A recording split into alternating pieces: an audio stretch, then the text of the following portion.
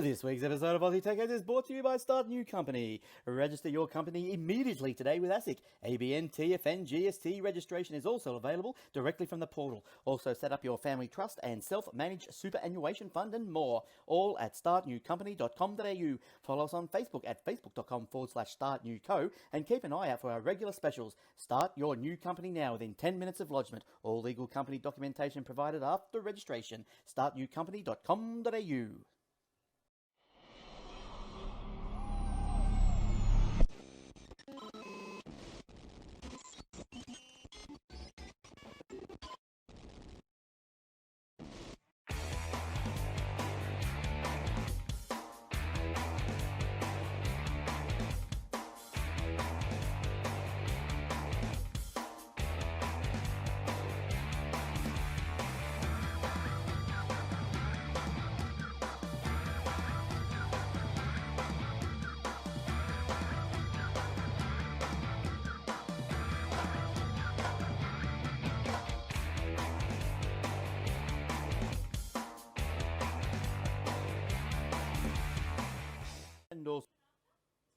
Oh, hello everyone, and welcome to episode 695 Aussie Tech Heads.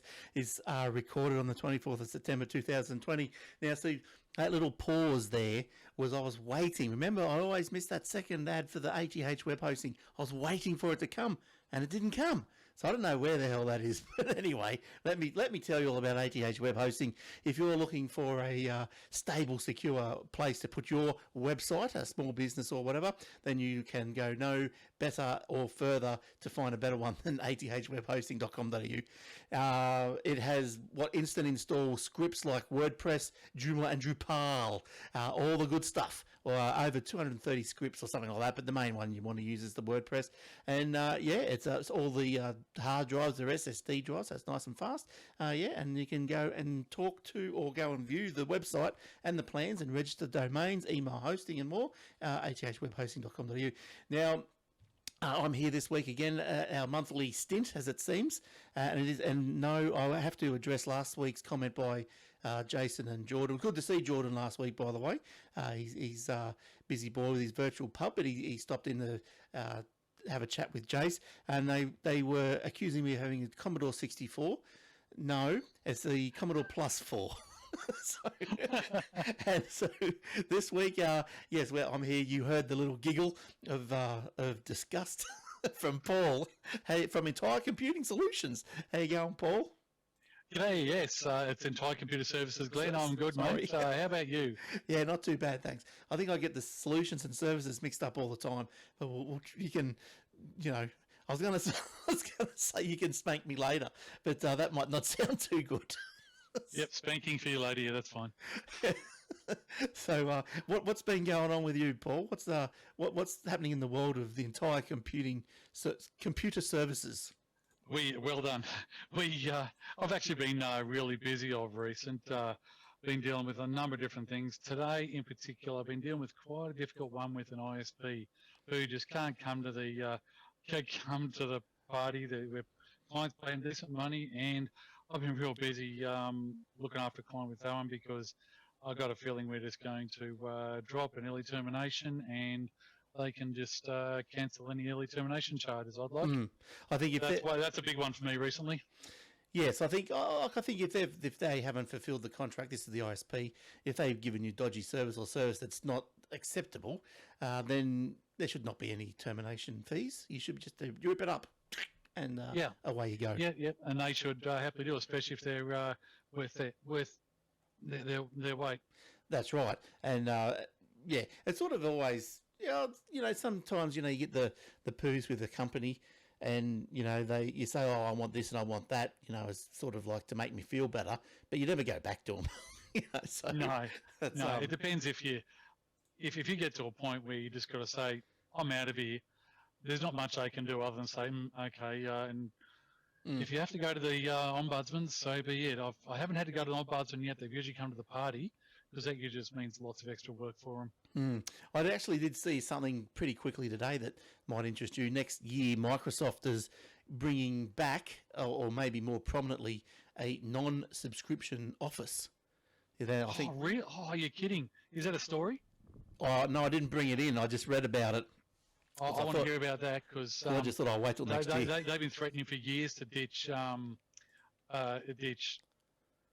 perpetual. They call it perpetual license. They've been threatening for years to ditch perpetual licenses. Yeah, well, apparently, so this one was saying apparently that I think Microsoft had some event pretty recent or something, and it looks like that they might be bringing it back. But in what sort of format, no one knows. Like, what is it going to have? Like, what suites is it going to have? It's going to as it has been. It's just been, so the basic version has been Word, PowerPoint, and Excel. For the cheaper price point. Then if you want to pay an extra $200, you get the Outlook. I don't know if Outlook's worth it. What's about the perpetual one? You'll get a Microsoft publisher, and that's it. Yeah, it might be. But I don't know. I do find, I've got a perpetual one, and although I can use the online versions for free, which are good, they're sort of stripped down, but they are still usable for what I want to use. Have you tried to do much formatting with the online ones? They're pretty weak. Yeah, they are. Yeah, I agree. They're not as good as the offline ones. However, I would very much like to get involved into the collaboration part of it, which the perpetual license doesn't allow you to do. So, no, true. And then you start talking, when you're talking collaboration, you're also talking potentially looking at Teams, which is an enterprise product, which may not suit a lot of some people, and it's usually handled by an IT department then anyway, so there's going to be limitations on that. Yeah, but if you're just after, but then if you're after just a Word, I guess formatting and whatnot, I don't know.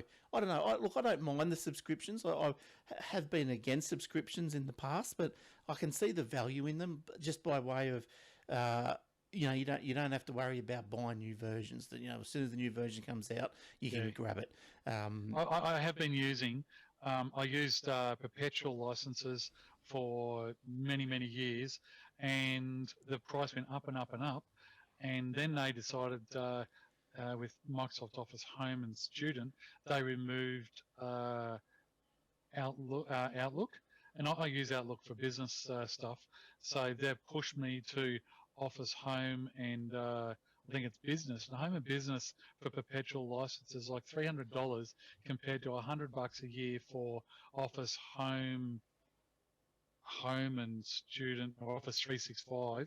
Home, I think it's called, and that gives you Outlook for $100 a year. So you're looking at 3 years versus to get your close to 3 years to get back what it costs for one license for perpetual. So it's starting to get pretty close in what's reasonable. Yeah, so I guess I just thought about, like, with when I just mentioned collaboration before, and if you're out there listening, you might be going, well, you just told us that you like subscriptions. Why have I got the perpetual one anyway? Well, it's because where the wife works, they give you a perpetual version to take home, if you like, and it's $15.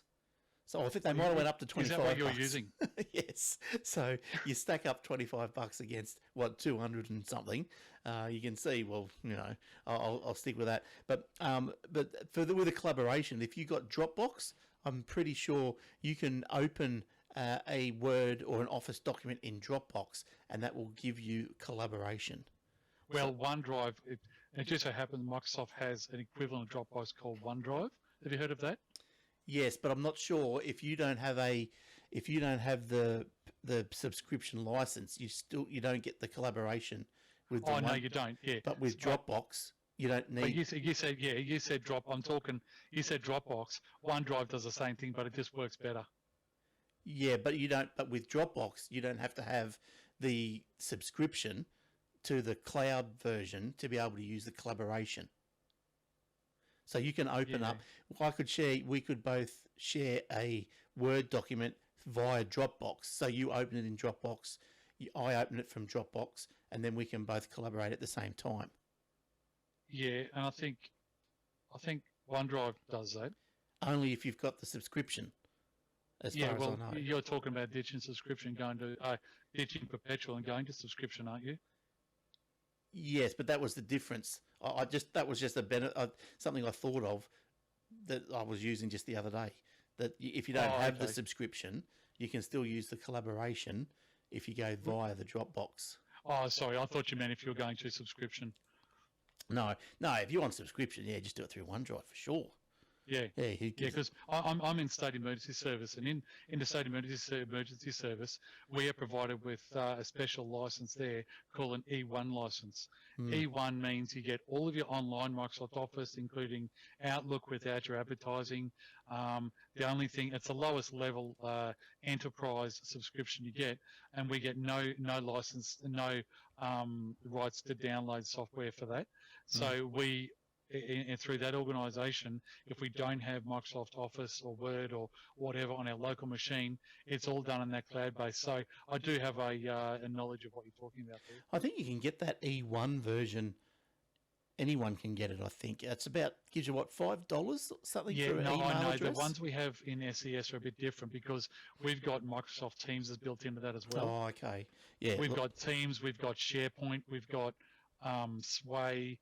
We've got a whole heap of stuff which, on a normal level, the average SES member doesn't use, but the top end want us to have all the equivalent of what all the executives in government have. Yeah, well, it's fair enough. Without having the ability to download anything. Yeah, it's fair enough because, like, the world is Microsoft. The business world is Microsoft. I can't see nothing's going to change that unless they blow up. So Microsoft's doing.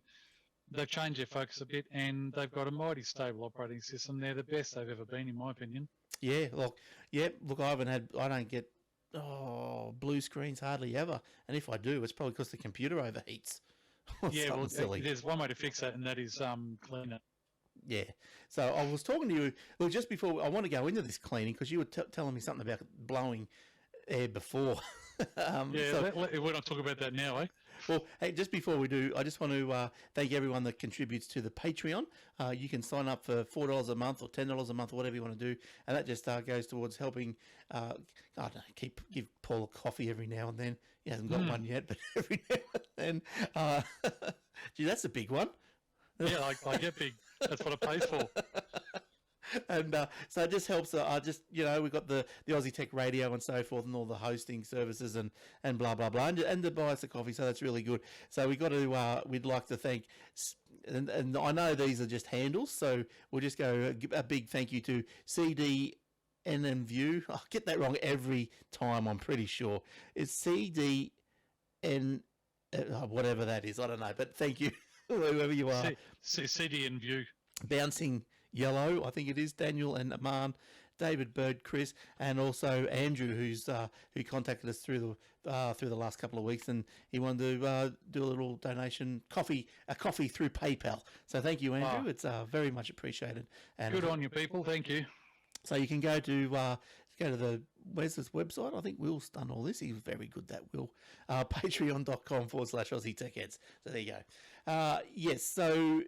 Yeah, and don't forget the AussieTechRadio.com 24/7 back-to-back of the Australian Tech Podcasts. They just repeat every time they play through. So you come in at any time of the day or night, you just get where the server's up to, and you can have a bit of a listen. And it's a good way of maybe finding a new show or just something that random that you haven't programmed. Let us program for you. So blowing air. Now, I was talking to Paul just before about the overheating issue that we had last time, and I said, I bought a little air compressor thing that blows air out, and I just blow the dust out of the computer. Now, you had a problem with me doing that, didn't you? Yeah, well, from my understanding, it's unlikely it's going to happen, but there is a chance that if you compress air, just normal air in a room, you compress it and blow it through over circuits on computers, that can cause a negative or positive discharge to happen somewhere, whether it be on the circuits or whatever it be. But when you pass, if there's friction involved, when you're pushing air out of something, there's friction that can separate electrons, and you can get a static spike will come through your circuitry and can damage chips. That's why cans of nitrogen exist, because nitrogen does not cause that same problem. Right. So I know. Look, I've used this thing numerous times, and I haven't had any problems with it. But I guess I'll just be careful. Can you ground the machine? Do you think, or It just doesn't matter. Well, you can ground it. It's a good idea to touch if you're holding onto the gun. Touch the machine with the case with your left hand to close that circuit. But nonetheless, there's still other aspects of that which you don't have control over. I was going to say. No, I forgot what I was going to say. But that's one way is to ground yourself by touching the computer. But it's relative to the value of the machine. If you're working on a machine that's worth $50, well, I'd just get me vacuum cleaner with a brush on the end and rub that around on the board. It doesn't matter because you lose $20 worth of machine. Geez, I'd even draw the line at that. That's when you want to create a static firestorm. If you're doing that sort of stuff. It's only $20 machine. You just run outside with the burning machine if that happens. Yeah, but if it's not your machine, you got to go replace it. $20. I can afford $20. Yeah. Oh, sorry, missus. Your computer's just blown up. Yeah. I wouldn't be trying that. It's anything that's worth any value, or if it's got valuable data on it, that's when I'll go. I won't use the compressed air thing you use. One, because I don't have one, and two, the nitrogen overcomes that. If it's my machines and I've got nothing valuable and I can replace my $20 machine, I don't muck around. I'm not too worried if I kill it because it just gives me a reason to upgrade. Well, yes, this is right. I need an upgrade too. Okay, so the moral of the story here is take to it with your vacuum cleaner. No. I've just bought a NAS, so I'm out of money. Yeah. Or if it is really not very valuable, wash it down. Oh, now you're talking. Make it shiny. Get one of the chucks out and then just wipe the RAM chips with the chucks cloth. You know. No, you get a hose and you just hose it out. Or get some Solvol and just and like when you pull the RAM chip out, you know the gold teeth on it. Get the Solvol onto those. Scrub all that gold off. Yeah. Yeah, that's right. Yeah, you want to try and put it over a tissue so you can try the gold flakes will fall onto your tissue. You know. And you can sell your tissue. Yeah, after you get enough, you might be able to make an ingot out of it. Yeah. So that's years. my advice. Don't, people out there, if you've got a valuable machine, available data, use nitrogen to dust your circuits. Don't use compressed air of any sort. You can contact us at facebook.com/Aussie Tech Heads if you would like to leave us a message or interact somehow. You can also leave a voice message on the website if you like. It's at Aussie Tech. Is it aussietechheads.com.au/podcast? I forgot.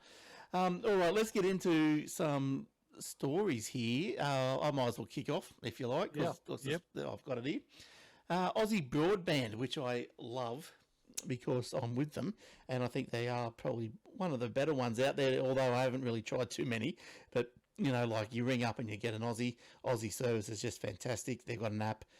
Look, I can't think of any fault. There's nothing at the moment. I've heard very little negative reports about this crowd, except for the fact that they may be hiding their price increase. Until after their share offer? I think the price increase, what you're about to talk about, I think. Well, I think, because I was thinking, I got an email last week that they were offering, I think they must be on public or something, and so it was going to list on the stock exchange, and all their customers had a chance to buy a share for $1. And are you sure about that? Yeah. Oh, okay. I didn't know about that. And so I'm not sure what they've listed at or what they are now. I couldn't be bothered. But then now, this week, then I see this Aussie Broadband price increase. And I thought, question the timing a bit, like maybe, you could see why it wasn't released last week or previous weeks. Because it's to do with the NBN changing their wholesale pricing. Yeah. Go into your article before we talk much more about it. All right. So price increases on the Aussie Broadband 100 megabits tier plan will start rolling out to the ISP's existing residential and business customers in November. Now, the Aussie Broadband in early August announced the price of its all residential and business 100 megabit plans. One seniors plan and legacy plans will be sold at no extra cost. New residential plans went up by $10. And the senior plan went up by $6. So the price of all its residential and business 100 meg plans, seniors plan and legacy plan would be sold at no extra cost. So does that mean that if you're legacy, you rock and roll nothing changes? Legacy, but they'll give incentives to roll off of legacy plans, I reckon. Yeah. So, well, let me just push this window. Keep going there. Yeah, I'm just going to push this window out here. So hopefully I can get this up on the screen. Oh, you're sharing, yeah. Oh, well, that didn't work. When we do, when we do your story, I'll fix that up. Now, yes. So blah blah blah blah. Yes, blah blah blah blah. So it mentioned that existing customers affected would be notified in September and provided 60-day notice of the increase. I haven't got one yet, so it's still 2 months away at least. It goes without saying that. Now this is Aussie Broadband talking here. It goes without saying that we did not want to do this. But due to increased costs and the current NBN wholesale pricing model, we have been forced to choose between congestion or higher prices. So Aussie Broadband cited the reason for the increases as related to Aussie Broadband cited the reason for the increases as related to increased internet usage during the Wuhan pandemic, with network bandwidth requirements regularly exceeding that which the ISP has budgeted for. The company said it had to make the decision to remain profitable. Fair enough. Now, that's not just Aussie Broadband. Everyone is going to be hit with that rise in NBN wholesale pricing, and that's partially because of the COVID-19 pandemic, which forced the it didn't force, but the NBN provided a whole bunch of extra speed and bandwidth and download capacity to people. That's why everyone got an increase. Those who had caps on the amount of download, there was increased. I have a 500 gig cap on mine, that was increased to 700, and a lot of the other ones that have caps had that increased, as well as some had speed increases. So Right. that's why, and now NBN's going to cut that, but as a result, I don't think they're going to roll this amount of download or speed back. They're going to increase prices, as well as the NBN has finished rolling out their NBN now, and they're also cutting, I forget what it's called, it's called a public circuit line or something like that. It's basically a credit, especially for those really low-end plans like your 12 meg, or They wanted to get really rid of low-end those. plans. They cut that, and they're almost going to be making a loss on those plans now if they keep their price the same. Yeah, well, so who's to blame here? NBN? Well, NBN has put their price. That's called inflation. NBN's put their price up, and all the ISPs are going to have to follow suit or absorb it. That's my understanding of it. Well, they're running at a massive loss anyway, aren't they? NBN themselves. Yeah, and see, they got. This is on a different issue, but NBN has got the mobile service. Telstra's mobile service is breathing down their neck. It's getting cheaper and cheaper and cheaper to a point where some people can move across to mobile and save money. So NBN's got to stay ahead of the game, and they're doing that by they're already talking about upgrading the NBN to I think it's 200 meg services, which are currently not available unless you pay really high business plans. I've got another NBN story coming up in a minute. That could be part of it, yeah, because NBN's a lot of talk at the moment. There's a lot of talk in NBN at the moment. Well, whatever happens, as long as it's for me, I'm happy with 100 down, 40 up, and I pretty much get that consistently. Look, what I don't like is when Fortnite updates and it takes hours. Yeah, okay. But that's not necessarily your broadband causing that. It could be the server that's serving it. Yeah, it's definitely the server, because you do a speed test and you're still flipping out at 90, but then your Fortnite's downloading at 7K. You know? Yeah, that's a lot of people don't realise that when you're doing updates. Same with Windows updates. Windows updates, you might be looking at 1 gig or 2 gig of data to do an update. The update size is not the problem, or the NBN. The problem is where it's coming from, because the rest of the world's also downloading it. Yeah, that's right. Because I would have thought, so with Windows, there's a setting, well, there used to be, there's a setting in there where, so if you've got like 5 computers in the house, one computer downloads the update, then the other 5 can grab the update from that computer. So saving your bandwidth. It still exists, and they're improving it.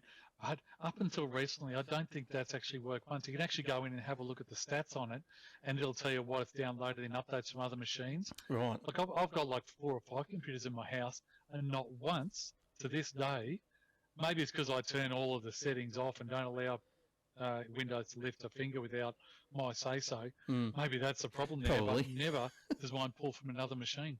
Yeah, because I thought I'm sitting there because we got two Xboxes and I'm sitting there thinking, why can't one just download it and the other one just instantly just grab it from the other machine? But anyway, that's just the first world problem, isn't it?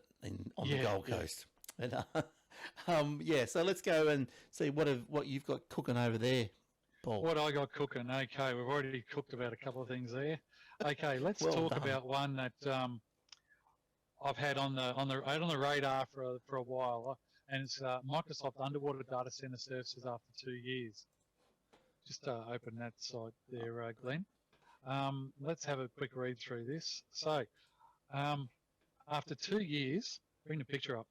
After 2 years, 2 years ago, Microsoft sank a data center off the coast of Orkney in a wild experiment. The data center has now been retrieved from the ocean floor, and Microsoft researchers are assessing how it performed and what they can learn from it about the energy efficiency. No humans, no failures. The first conclusion is that the cylinder, packed with servers, had a lower failure rate than a conventional data center. When the container was hauled off the seabed around half a mile offshore after being placed there in May 2018, just 8 of the 855 servers on board had failed. That is fantastic. 8? 8 of 855. Mm-hmm. That compares very well to a conventional data center. Our failure rate in the water is 1/8 of what we see on land, says Ben Cutler, who has led what Microsoft calls the Project Natick. I'm going to keep going here, it's not too long. The team is speculating that the greater reliability may be connected to the fact that there were no humans on board, and that nitrogen, there's that nitrogen again, and that nitrogen rather than oxygen was pumped into the capsule. Nitrogen does not oxidize like oxygen does, which causes corrosion of copper. Right. Reading on? Yes. We think that it has to do with the nitrogen atmosphere that introduces corrosion. We think it has to do with the nitrogen atmosphere that reduces corrosion and is cool. The people are not banging, things around, Mr. Coulter said. Love the subtle term there, banging things around. So who goes around server rooms banging things? Yeah, you take a cricket bat in there, just knock a few things around. Well, play cricket, smash the ball into a couple of server tower door things, and see if I can hit that hard drive over there. Orkney was chosen for the trial by Microsoft partially because it was a centre for renewable energy research in a place where the climate was temperate, perhaps even chilly. The idea was that the cost of cooling computers would be lower if they were underwater. There's a couple of links there. Fair enough. The white cylinder emerged from the cold waters with a coating of algae, barnacles, and sea anemones, whatever that is, after a day-long operation. But inside the data center was functioning well and is now being closely examined so that the research team can learn more. I won't read on any further. There's a nice picture a bit further down. Go down a bit further. You'll see the inside of what it looks like. It's just round on the outside, but you see there's conventional racks with just server racks in there. I was going to ask you before, just when you first started, why was it any reason why it was round? Round is stronger. That's why submarines are round, and they don't make square submarines. Right. Okay. Because humans operate nicely in square things, but water tends to be high pressure, and they can create stronger surfaces with round. I suppose you've got the forces sort of pushing out from all. Pushing in, not out. Yes. Well, it's like the Harbour Bridge, isn't it? That's why it was. Yeah. Like check out those ends bolted on. There must be like 100 bolts in the end of that. Yeah. Where's that? Oh, that one there. The ends of the machine. Yeah, that's a lot of bolts.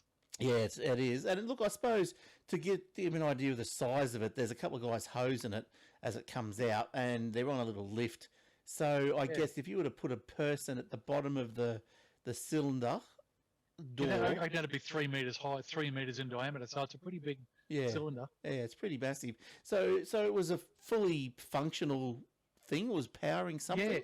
Yeah, they had it. I think it was. They used it as a data center. I think further down, I think it mentioned somewhere in there, it was primarily used for data storage. It doesn't matter what it was used for. The fact that it was used and operating for 2 years and had 8 of 855 servers went down, whereas on land they said 8 times that. So it would, if it was in a conventional data center with people with their cricket bats, you'd be looking at a lot 64 losses comparatively. Yeah, right. Probably not as easy to switch them in and out though. They basically build these things. They didn't send someone down to switch. You don't switch them in and out. You put it down there for 2 years, and if they die and stay dead. They don't switch stuff out. They just have excess in there, and they rely on less failure. And I suppose you could switch the whole tube in and out. You could switch the whole thing. Like, okay, it's 2 years is up. It's time to bring this puppy up, and then you just have another one to go down to replace it. So they probably could have left that. Let's work on the same law of averages here. They lost 8 servers in 2 years, so they're going to lose 16 in 4 years. Well, in 4 years, I don't know what the life of a server is, but and we're talking, I think it was full of SSDs as well, not hard drives. So they put some pretty reliable stuff in there. And further on in that article, it goes on to say that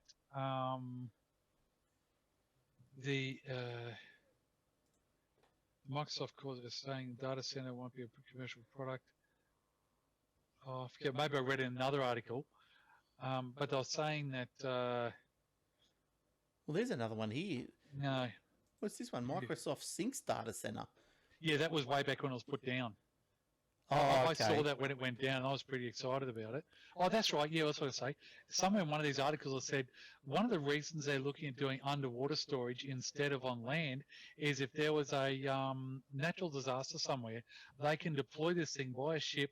Let's say Los Angeles cops a big hurricane, takes out a whole heap of land data centers and what have you. They can basically put this thing on a ship, ship it to just outside the coast, and get some processing power very quickly to the site with cooling, and not have to worry about land infrastructure for it. Yeah. Because the seafloor is a seafloor, and this thing is a standalone whole package. All it's got to do is have a big fat pipe going from there to your local whatever it is. Yeah, that's pretty cool, isn't it? So it can be deployed quickly after the natural disasters. Yeah, that's pretty good. I've been watching this for a long time, for 2 years now. I remember when they put it down, I thought, fantastic idea. It's going to be really good to see the result. Yeah. And that's great results they got because there's no cricket bats been swung around in there. Yeah, that's right. Yeah, good stuff. That's really good and very exciting too. Yeah. And like cooling, if it's up there, well, you got no cooling costs, and so. Yeah, that's right. And the cooling, because there's no air conditioners attached to that. It just relies on the ambient temperature in the water, and water's consistent. Whereas on land, you've got natural cooling issues. Yes, yeah, exactly. All right. Yeah, that's a good one. Now, where am I going to go? I'm going to go to the dark web now. Oh, sounds good. So the dark web drug raid leads to 179 arrests. Now, police forces around the world have seized more than $6.5 million in cash and virtual currencies. How do they seize the virtual currency? They get all Bitcoin, that's hard to believe. Virtual wallets or something. Oh, there's one. How do they get those? Obviously the computers. So they've stolen the computer, or they've seized the computers. They probably blackmail, or not blackmail, but they probably threaten people and say, give us the codes or we're going to send you in jail forever. Because that's, I think in Australia, if you don't give them codes to passwords or codes to release something, you can be stuck in jail until you eventually give them. Yes, I think that might be right. So they seized the cash and the virtual currencies as well as drugs and guns in coordinated raid on the dark web marketplace. Some 179 people were arrested across Europe, the US, and 500 kilograms of drugs and 64 guns confiscated. So the operation, and probably interestingly known as Disruptor, with a capital T, was a joint effort between the Department of Justice and Europol. It is believed that these criminals engaged in tens of thousands of illicit goods and services across the US and Europe. Now, the drugs seized included, and I've got no idea what half of these do to you, but there's fentanyl? Yeah, it's an opiate. Oxycodone? It's Another opiate. Methamphetamine? That's a bit like paracetamol, but just stronger. Heroin, cocaine, ecstasy, and MDMA. They're all opiates. So of the 119 arrested, of those, 119 arrested were in the US, 2 in Canada, 42 in Germany, 8 in Netherlands, 4 in the UK, and 3 in Australia. Oh, no, that's Austria. And 1 in Sweden. I was going to say, we're getting involved in the good stuff. But no, it was Austria. Australia's perfect. There's no one arrested there. No, we're at the other side of the world. So the latest raid follows a takedown of the Wall Street market last year, which was then thought to be the second largest illegal online market on the dark web. So we all know the dark web, don't we? We know what we're talking about. So Ed Vardis Silarius, head of the Europol's Cyber Crime Centre, said law enforcement is most effective when working together.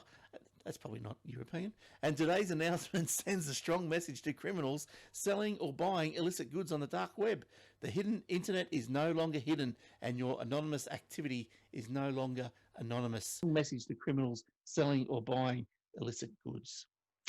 So, yeah. There was a podcast out, was True Crime. I think it was. I think I've spoke about this before, and it was all about the Silk Road that was on the dark web and its origins and how it operated and all the way. Yeah, I've watched that. Yeah. Yeah, it's really good. If you look it up, True Crimes, I think it is a podcast, and it's a Silk Road, about 3 episodes, and it's. Really... Oh no, I didn't know. I was watching. There's another one about Silk Road. Silk Road's pretty famous. Yes. Yeah, so it's all well, I don't know. Have you ever gone onto the dark web? No, I don't know if I want to either. No, I can't be bothered myself. I'm too busy to muck around with illicit stuff. I'm too busy to muck around with any sort of stuff. Yeah. So that's what's going on there. Everyone's getting arrested, so it's good. All the drugs are. You notice, just one point I say there, today's announcement sends a strong message to criminals selling and buying illicit goods on the dark web.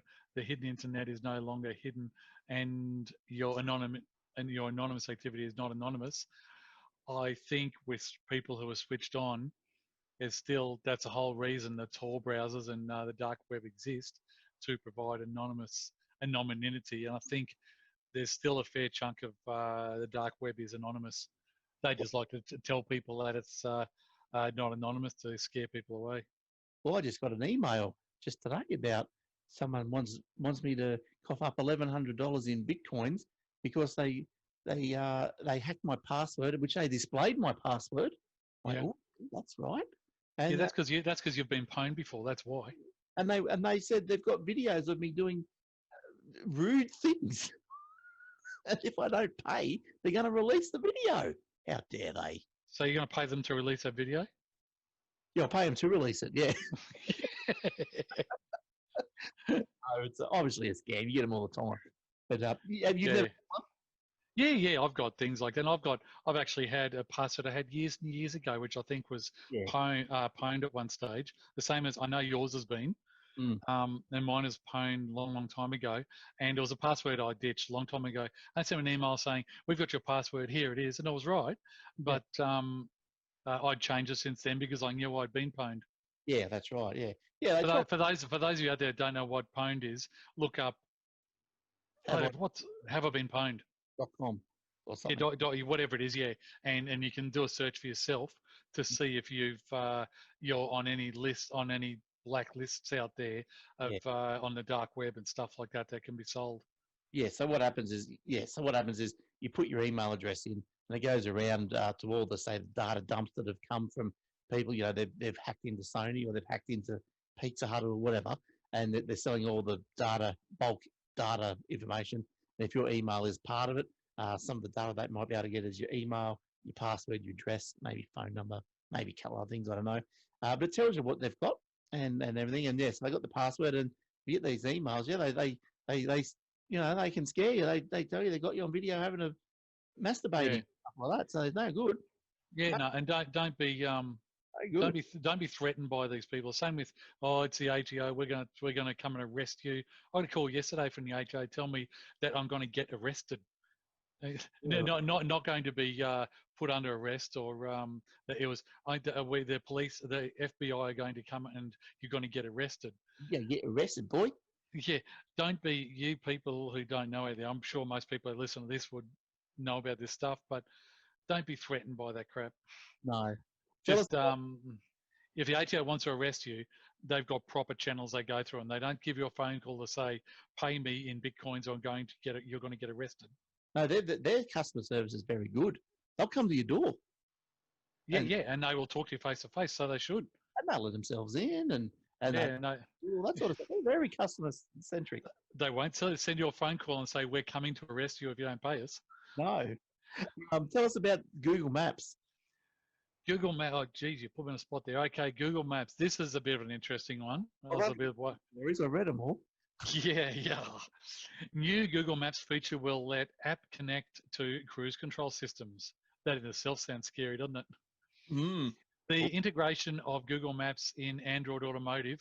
Why they call it Automotive, I don't know. It's called Android Auto. Yeah. Anyway, will provide the application with plenty of new capability beyond the standard navigation package. And according to Google Documents, these would include connecting to cruise control systems available in the car. There's not much to show in pictures there. More specifically, Android Automotive, which is currently available on the Polestar 2. That's a brand of car, Polestar. It's a European car. Right. What's it going to, so it's going to hook in to your cruise control. Yeah. To say you go through a town, it slows your car. Yeah, and well, I'll hold that thought. We're coming to it. Sorry. Available on the Polestar 2, but would soon make its way to more models. Would allow Google Maps to would allow Maps to access safety-related driver assistance features. Driver assistance, that is, not control, features for better integration. For example, Google says that Google Maps would connect to the adaptive cruise control system to help do its magic. Your car may have the ability to automatically accelerate and brake to keep a safe distance from a vehicle ahead. When there are no cars ahead, the vehicle's speed can be adjusted by the driver or influenced by expected car speeds and legal speed limits. Google Maps can provide information to the adaptive cruise control system to improve the overall quality of the features, it says. I'm going to read the rest of this. There's not a lot. At the same time, Google Maps will provide speed limit information both for the current road you're driving on, but also in advance for different so I read that again, both for the current road you're driving on, but also in advance for a different sector where the restrictions could be different. Google Maps would thus be able to help cars predict the speed limit in an upcoming area, but also provide the installed systems with such information based on a series of factors, including weather, time, and other conditions. Google Navigation app will also provide data to vehicle mapping services, or VMS, including offline maps, so you wouldn't have to be online to access it. The data used to support the safety-related driver assistance features in your car, like speed limit information or adaptive cruise control. These features rely on offline maps and map data, especially in areas where the internet connection or without an internet connection or poor connectivity, Google says. Nearly done. As noted, all these features would only be available when Google Maps is built into the car, which means that your model must come with Android Automotive preloaded.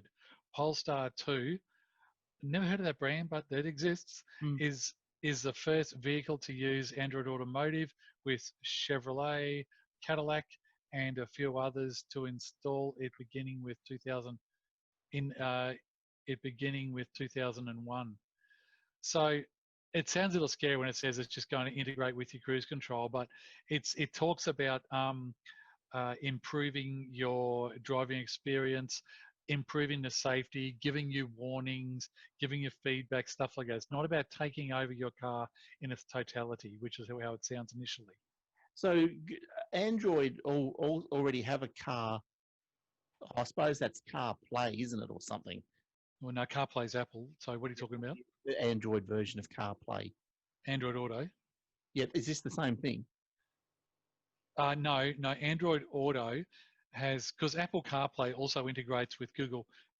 Android Auto is a version of Android, same as on your phone, but it's specifically designed, optimized for car use. So you're not taking your eyes off the road.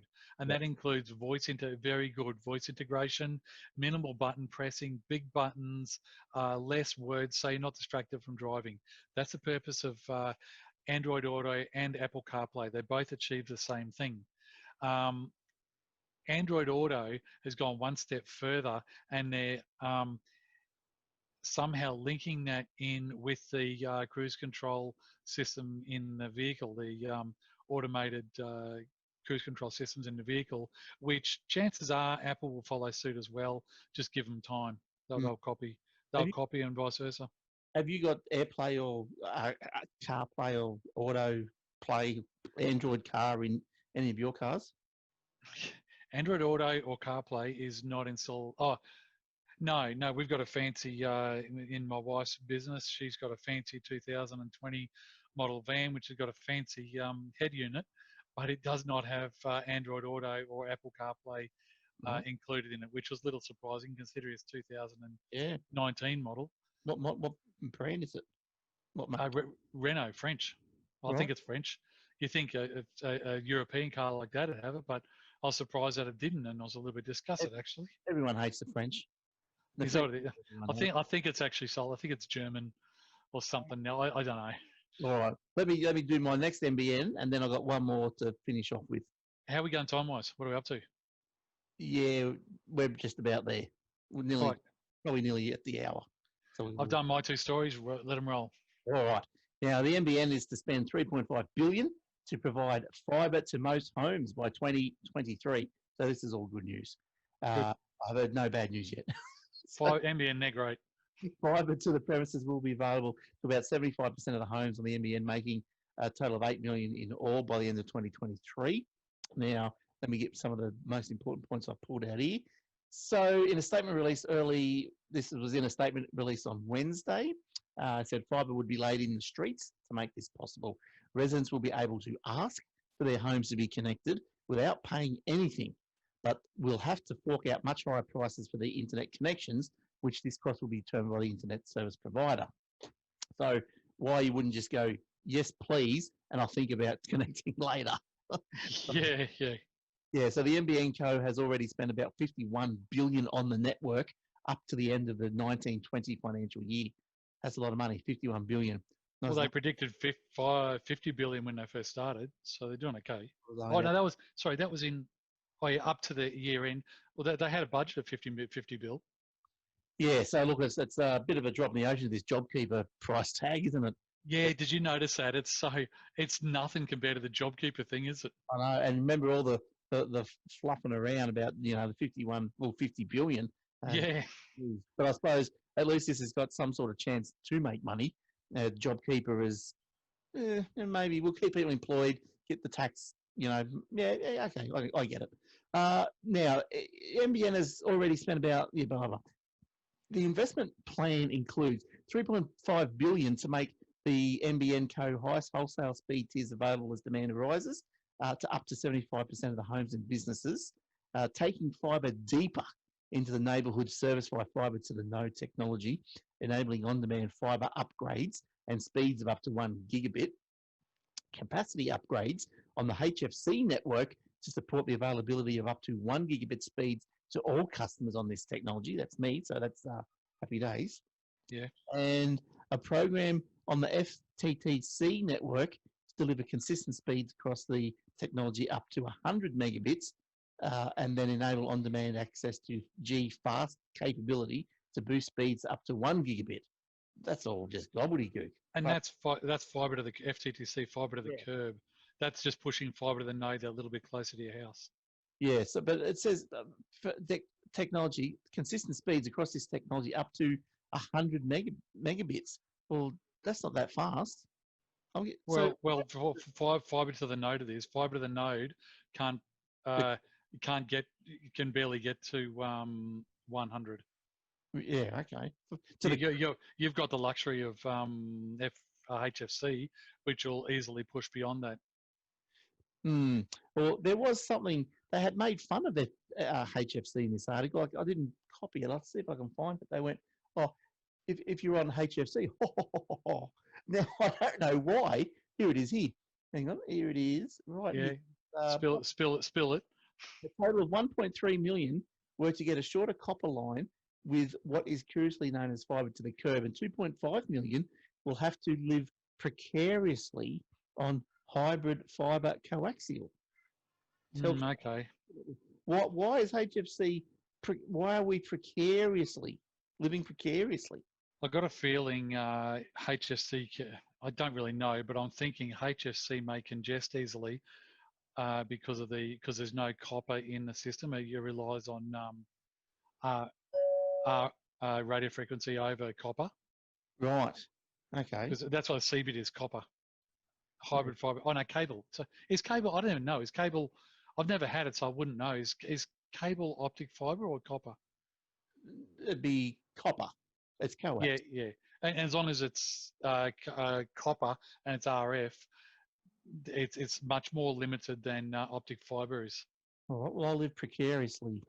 Yeah, you make sure you do that. HFC. Now, look, just to round out something a bit more lighter of content.